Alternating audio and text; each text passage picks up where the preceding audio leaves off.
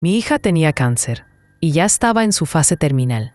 Habíamos atravesado 2 años de lucha intensa. Hospitales, tratamientos, recaídas, esperanzas frágiles. Pero cuando el cáncer regresó, lo hizo con una brutalidad que no habíamos imaginado. Su médula ya no toleraba más quimioterapia.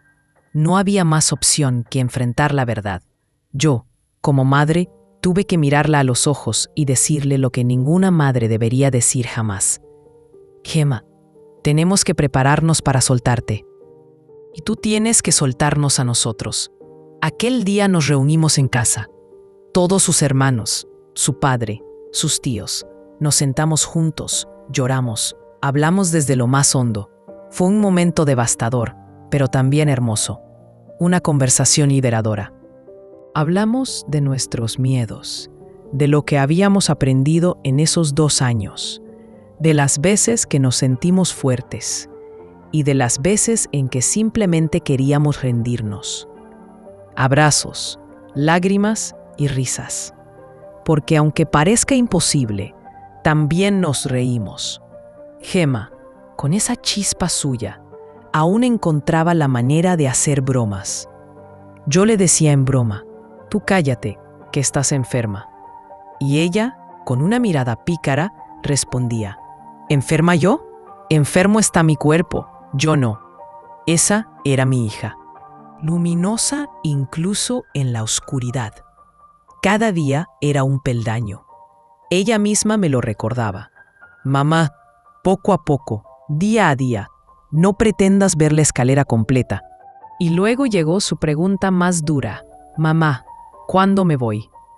No quería que su partida coincidiera con el cumpleaños de sus hermanos, ni con el mío. No quiero que me recordéis así, me decía. Quería marcharse en paz, sin empañar la alegría de los que amaba. En medio de todo esto, llegamos a Kudeca, el centro de cuidados paliativos. Allí, todo cambió. No tengo palabras suficientes para describir lo que fue Kudeca.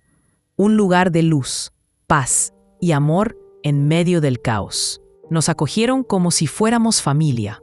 Nos cuidaron el alma. La doctora Mónica, madre mía, qué mujer. Con qué delicadeza acompañaba cada proceso. Gemma llegó allí diciendo: quiero que me ceden, quiero irme ya. Pero Mónica le dijo con firmeza: no, Gemma, aún no. Tu alma, tu mente y tu cuerpo deben ir en armonía. No puede haber disonancia. Y tenía razón. Agosto fue como una luna de miel. Gemma revivió en ese mes. No tenía tratamiento, comía de todo, se reía, organizaba guerras de almohadas con sus hermanos. Hacíamos desayunos largos en el porche. Charlábamos hasta el anochecer. Era como si el tiempo nos regalara una tregua antes de la despedida. Recuerdo una mañana en la que salí al patio, con su fuente de aguas tranquilas y ese jardín silencioso. Pensé: Dios mío, es el Salmo 23. Qué regalo que mi hija muera aquí, en paz. Una tarde, mientras Gemma descansaba, se me acercó una mujer muy enferma. Me pidió sentarse conmigo. Tengo miedo, me dijo. Estaba sola. Su hijo no lo soportaba y había empezado a beber. Esta noche me voy, me confesó. Y después, tras contarle una experiencia cercana a la muerte que yo había vivido hace años, me dijo algo que me estremeció. Tu hija se va dentro de 3 meses. Y así fue.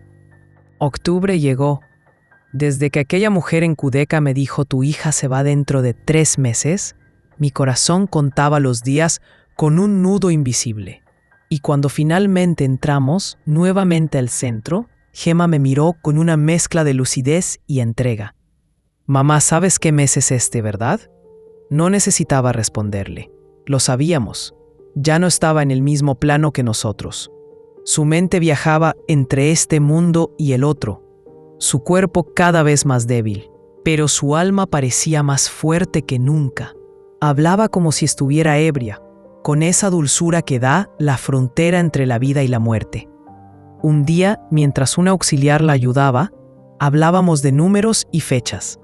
Gemma siempre había amado el 17. Curioso, dijo de repente. El 1 y el 7 suman 8, pero ya no me gusta tanto el 17. Ahora me gusta el 8. ¿Y por qué el 8? Le pregunté. Porque es el infinito.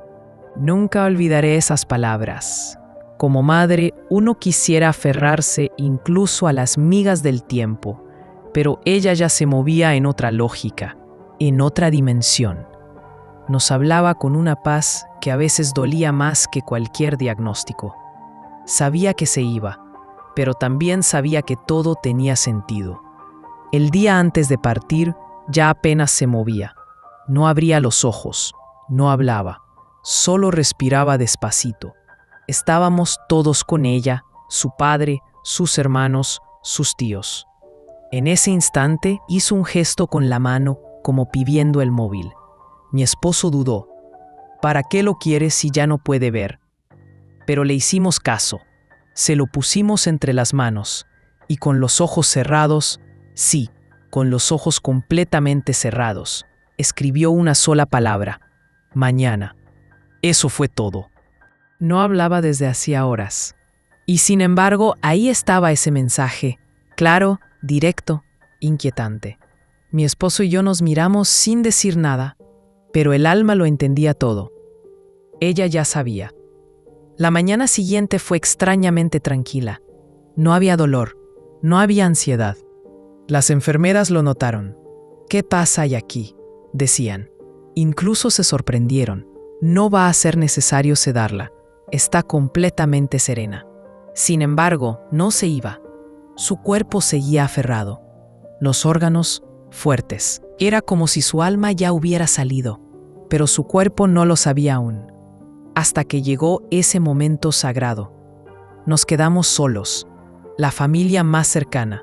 Estábamos en silencio y mi esposo dijo: ¿y si rezamos el rosario? Nos dimos las manos. Comenzamos. Una cuenta tras otra, intentando no quebrarnos. Y entonces, justo al terminar el tercer misterio, se oyó un plaf. Una botella de agua explotó de la nada. Nos sobresaltamos. Miramos alrededor. Gemma seguía respirando muy lentamente. Las enfermeras entraron a colocarle medicación y al verla dijeron: ¿habéis visto esa sonrisa? ¡Qué rostro! ¡Qué paz! Y se marcharon. Hay que terminar el rosario, dijo Rafa. Y continuamos. Al llegar a la última parte, su respiración cambió. Y se fue. Justo así. En silencio, sin dolor, sin agitación. Con esa sonrisa que hablaba de otra vida, de otro mundo. En el cuarto se sintió una brisa suave, un aire diferente. Mi hijo la sintió en la cara, yo en los brazos. Fue como un suspiro colectivo, como si el cielo mismo nos hubiese acariciado. Pero yo lo sé. Ella ya se había ido en el tercer misterio. Lo sé porque esa sonrisa ya no era de este mundo. Cuando mi hija se fue, algo en mí también partió con ella. Pero no fue solo dolor, no fue solo ausencia, fue también una especie de claridad, como si me hubieran abierto una ventana a otro mundo. Un mundo que no vemos, pero que se siente cuando el amor es tan profundo que trasciende los cuerpos. Después de ese último rosario, nos quedamos sentados en la habitación. Nadie hablaba, no hacía falta. Gemma nos había regalado una partida luminosa, sin miedo, sin rabia. Era como si ella nos hubiera sostenido a nosotros durante todo ese proceso. Su paz nos envolvía. Recuerdo que una enfermera entró y con los ojos húmedos nos dijo: he estado en muchas despedidas, pero esto que habéis vivido aquí, esto ha sido sagrado. Y lo fue. Pasaron los días y cada uno de nosotros volvió a su vida, como se puede volver después de algo así. Pero nada fue igual. En cada gesto, en cada decisión, Gemma estaba y sigue estando, a veces en sueños. El día que la enterramos, alguien me preguntó si sentía que se había ido para siempre. Yo respondí: no, siento que ahora está en todas partes. Y lo sigo sintiendo, porque hay ausencias que no pesan. Hay muertes que no quitan, sino que expanden.